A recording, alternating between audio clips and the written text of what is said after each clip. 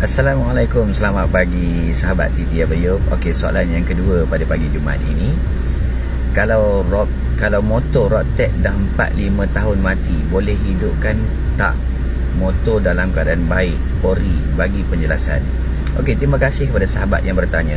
Ramai sangat sahabat-sahabat di luar sana yang bertanyakan berkaitan LKM tamat tempoh melebihi 3 tahun. Okey, untuk makluman sahabat-sahabat yang bertanya dan rakan-rakan yang berada di luar sana, untuk motosikal dan motorkar, had umur LKM tamat tempoh jangan melebihi 3 tahun. Kalau untuk yang mana-mana melebihi 3 tahun, road tag ataupun LKM yang tamat tempoh, motorkar wajib hadir pemeriksaan Puspakom sebelum LKM anda boleh diperbaharui. Dan untuk motosikal, dia ada dua option.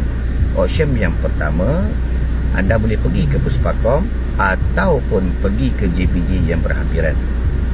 Kalau ke JPJ yang berhampiran, anda perlu memastikan insurans telah dihidupkan dan anda membuat permohonan untuk surat perjalanan. Maksud surat perjalanan itu daripada rumah untuk hadir pemeriksaan ke JPJ yang berhampiran kalau anda membawa motosikal itu sendiri. Okey, jadi dalam masa yang sama, saya pohon kepada mereka-mereka yang ingin membawa motosikal untuk diperiksa, perlu memastikan semua peralatannya berada dalam keadaan baik dan berfungsi. Maksudnya dengan lampu isyarat, lampu hadapan, cermin sisi kiri dan kanan dan sebagainya.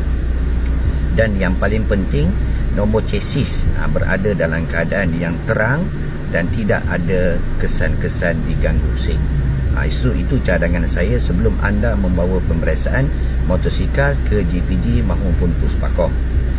Jadi barangan keperluan yang perlu anda bawa, dokumen yang perlu anda bawa, yang pertama VOC, geran kenderaan. Geran kenderaan perlu dibawa semasa pemeriksaan, untuk pemeriksaan sama ada di Puspakom maupun JPJ. So untuk motosikal ada dua option, Puspakom boleh, JPJ balik boleh. So mana-mana kenderaan yang melebihi road tag dia ataupun LKM yang tamat tempoh melebihi 3 tahun, wajib hadir pemeriksaan untuk anda memperbaharui LKM. Itu saja. Assalamualaikum.